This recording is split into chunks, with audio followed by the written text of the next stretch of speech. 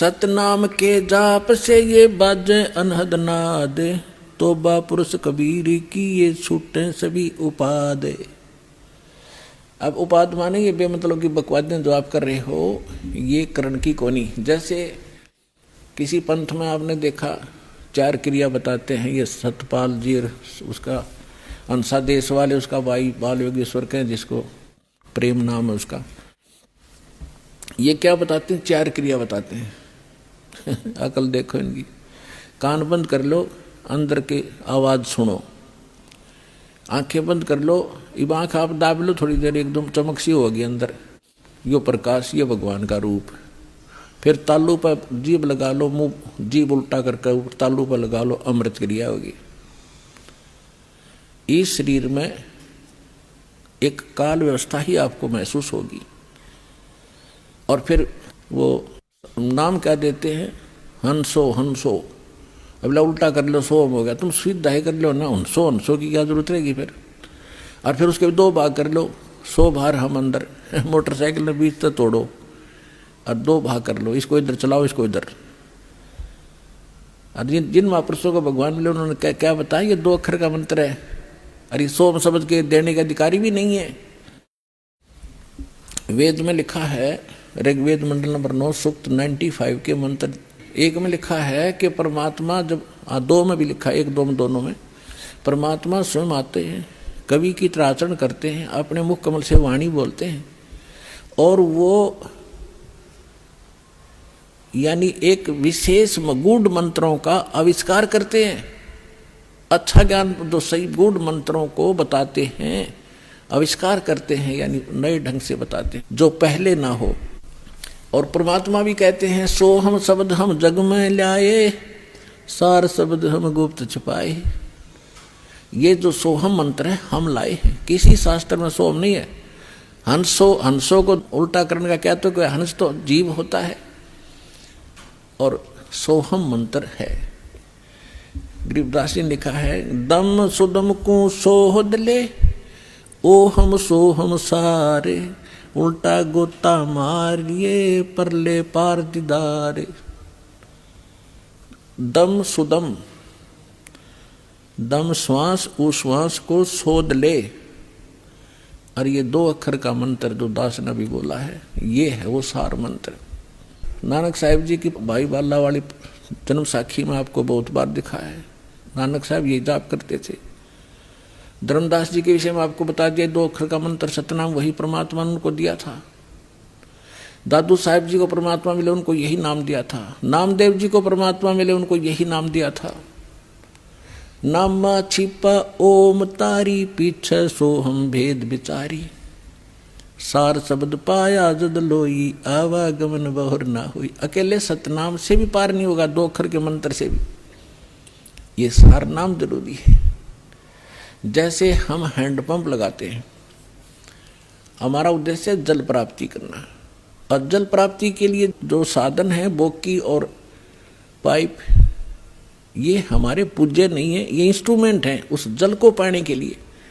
परमात्मा प्राप्ति के लिए ये मंत्र जो हैं, ये हमारे पूज्य नहीं है, ये हमारे इंस्ट्रूमेंट हैं। ये मंत्र उस परमात्मा को पाने के लिए, तो हम श्वास उश्वास से इनकी बोकी लावांगे।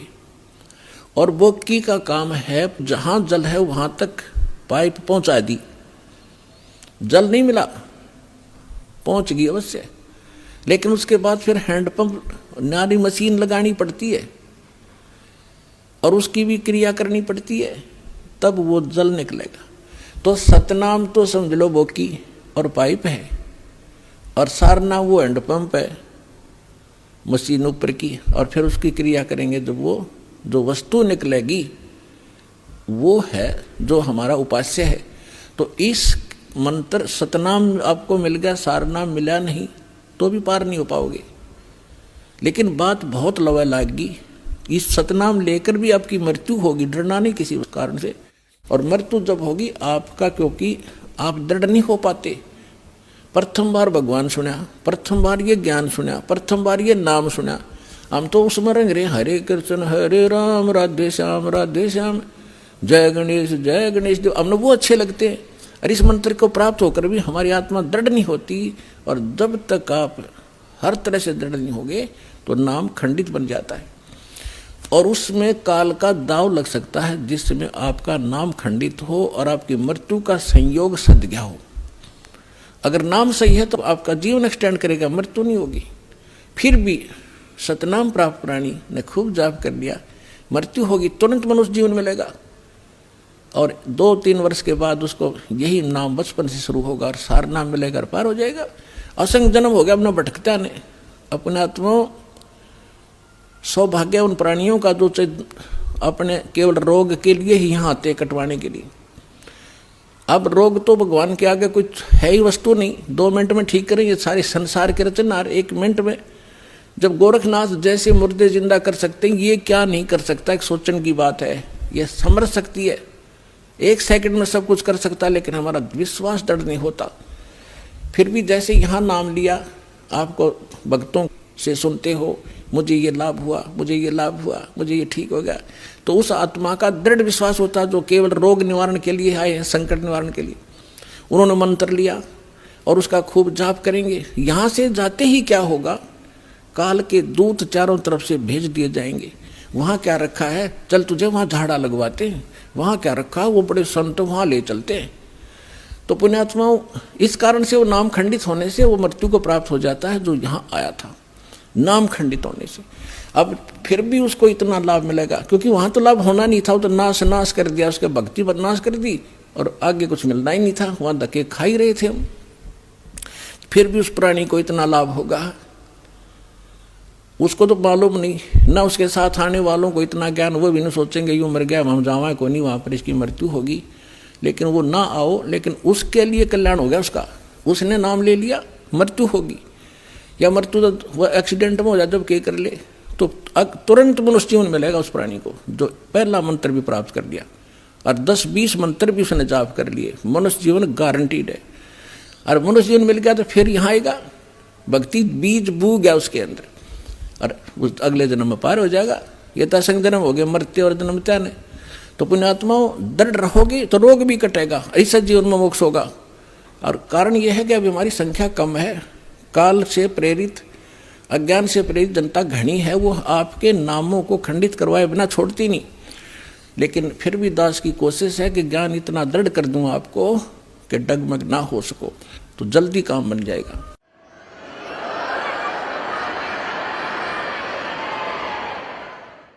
कहते हैं, अब जैसे प्रसंग चला था, जैसे कान बंद करके धुन सुनते हैं, धुन कि हमें धुन सुनती है और न धुन। अब नाम तो तुम जाप क्या करते हो और धुन सुनने का दावा करते हो, हमने सतलोक वाली सुनगी। अब धुन क्या चीज है और मंत्र क्या चीज है। जैसे एक ढोल होता, ढोलक, ढोलक के बजाने का एक विशेष डंडा सा होते हैं, छोटे छोटे डंड की ही, और उनको ही लगाने से, बजाने से उसकी वो वही आवाज निकलती है जो ढोल की होनी चाहिए। और उस ढोलक के उन विशेष डंडियों की बजाय अगर जूते निकाल के मारने लग जाओगे, उनकी भी आवाज आवेगी, लेकिन वो विशेष डंडी वाली नहीं आवेगी। वो सुर में सुर नहीं मिला सकती उस बाजे उन औरों के साथ, तो वो व्यर्थ है, उसको भगा दिया जाएगा। क्या बकवास कर रहा है तू, तेरा सुर में सुर नहीं मिल रहा। तो जो ये नाम जाप करते हैं काल के, धुन सुनते हैं इसमें, तो वो ढोल का जूते वाली आवाज सुन रही है, उनको वो आवाज भी ना सुन जो वास्तविक सुननी चाहिए। तो इस सत्य नाम के जाप से जो आपको यहाँ धुन सुनेगी, लेकिन इस धुन को सुनकर हम करेंगे क्या? हमने तो वहां जाना जहां से धुन आ रही है, ये धुन न चाटेंगे हम, कोई बात है? हम तो वहां जाएंगे जहां से धुन यहाँ आ रही है, वहां पहुंचेंगे, तब जाकर बात बनेगी। अब जैसे ये संसारिक लोग ढोल ढाल बजाते हैं, कब? जब विवाह होता है। अब हम गांव के बाहर बैठ कर ढोल सुने जाकर, ढोल सुने भाई, तो क्या वहाँ लड्डू जलेबी मिल जाएंगी? लड्डू जलेबी तो वहाँ मिलेगी जहाँ वो ढोल बज रहा है, वहाँ जाना पड़ेगा। तो इस प्रकार हमने सतलोक जाना पड़ेगा, वहाँ सब सुख प्राप्त होंगे। इस धुन से कोई लाभ नहीं, बजो सुनो ना सुनो। आपको जो मंत्र दे दिया, इसे अपने आप वो बज रही है, अपने आप सुर खुलते चले जाएंगे। इसमें असंख्य धुनें हो रही हैं शरीर के अंदर, वो धुन न्यारी है इनसे। कोई है रे परले पार का, जो भेद कहे झनकार का। गरीबदास जी कह रहे हैं कोई है उस परले पार का, यहां मुझे बताओ, और वो धुन का भेद बताओ, जो धुन वहां है परले पार यानी सतलोक में। ये नकली धुनें हैं यहां पर जो तुम सुन रहे हो, ये धुन वो नहीं है।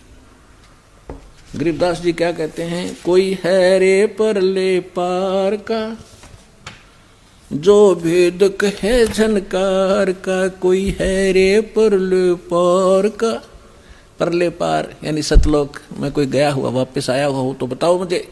ये खुद होकर आए थे, उस धुन को सुनकर आए थे, कानों से सुनकर आए थे। कोई है रे परले पार का, जो भेद कहे झनकार का। झन मानुष झनकार मानुष धुन का।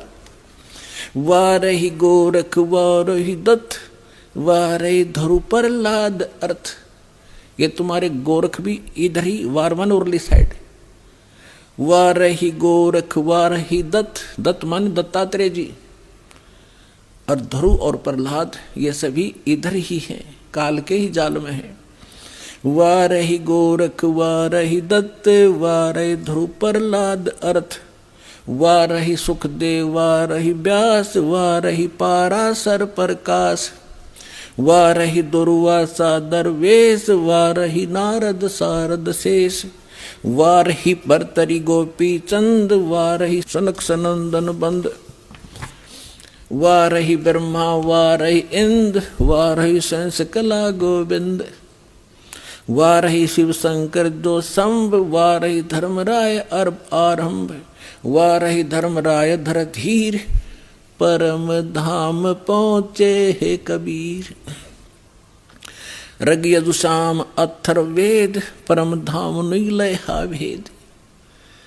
अलल पंख अगाध भेव, जैसे कुंजी सुरती सेव। वार पार थे हाना था, गरीबदास निर्गुण निगाह। अब क्या बताते हैं आदरणीय गरीबदास साहिब जी, परमात्मा से परिचित होकर सतलोक में वो धुन सुनकर वापस आए तो वो कह रहे हैं, कोई है रे परले पार का, जो भेद कहे उस धनकार का। वार ही गोरख, वार ही माने उरले तरफ, वार ही गोरख, वार ही दत्तात्रेय, और वार ही ध्रुव प्रहलाद, वार ही सुखदेव, वार ही व्यास, और वार ही पाराशर प्रकाश। पाराशर प्रकाश माने जो पाराशर जी ने एक पुराण लिखी है, उसको पाराशर का ज्ञान बताते। यानी इन पुराणों के और वेदों के सबके राइटर हैं कौन? व्यास जी। और ये ज्ञान व्यास जी का अपने सत्र का, वो तो पुराणों में है। वेद ज्ञान और गीता ज्ञान जो है, ये वेद व्यास के सत्र का नहीं है। वेद व्यास जी के अंदर एक ऐसी एक गुण दृष्टि दे दी जाती है, दिव्य दृष्टि, जो भी हम वचन शब्द बोलते हैं ये कभी नाश नहीं होता। ये ब्रह्मांड में घूमता रहता है, पूरे के पूरे सेंटेंस घूमते रहते हैं। अब भाषाएं बदलती रहती हैं, जिस कारण से वो आज ऋषि नहीं समझ पाते। तो परमात्मा एक ऐसा गुण देता है अपने ज्ञान को लिपिबद्ध कराने के लिए, जो वेद व्यास में दिया था। और उन्होंने वेदों को जो भी जैसा था एज इट इज लिख दिया, उसमें अपना कुछ भी नहीं मिलाया। फिर उससे हट करके पुराण भी उन्होंने जिसने जैसा बोला था, गीता ज्ञान जो श्री कृष्ण के अंदर से काल जो बोल रहा था, उसको व्यास जी नहीं पहचान सके। श्री कृष्ण में जो काल बोल रहा था, श्री कृष्ण के शरीर का प्रयोग करके जो वार्ता अर्जुन और उस श्री कृष्ण के मुख से बोल रहे उस ज्ञान की हुई थी, वह जो भी थी एज इट इज लिख दी उसने। जो संजय ने बोला, धृतराष्ट्र ने बोला, फलाने ने बोला, वो सारा कुछ लिख दिया। इसमें इसका अपना कोई रोल नहीं। और इसका रोल होता फिर ये, इसमें पूछता है ये देवी पुराण के अंदर प्रथम स्कंद में कि हे भगवान, उस नारद जी से पूछ रहा है कि सृष्टि किसने रची, कैसे रची। नारद जी बता रहे हो, मैंने अपने पिता से सुनी नो। था उनको ज्ञान होता है व्यास जी को, तो वो अपने ही तरफ से लिखता और अपना ही ज्ञान बताता। तो यहाँ कहने का भाव ये है कि ये चारों वेद जो हैं, ये इनके अंदर परमात्मा परम धाम का पाने का ज्ञान नहीं है, उस परमात्मा की महिमा अवश्य लिखी है। तो इसके लिए क्या बता रहे हैं, धर्मराज दरबार में देई कबीर तलाक, मेरे भूले चूके हंस को तू पकड़िए मत जाके।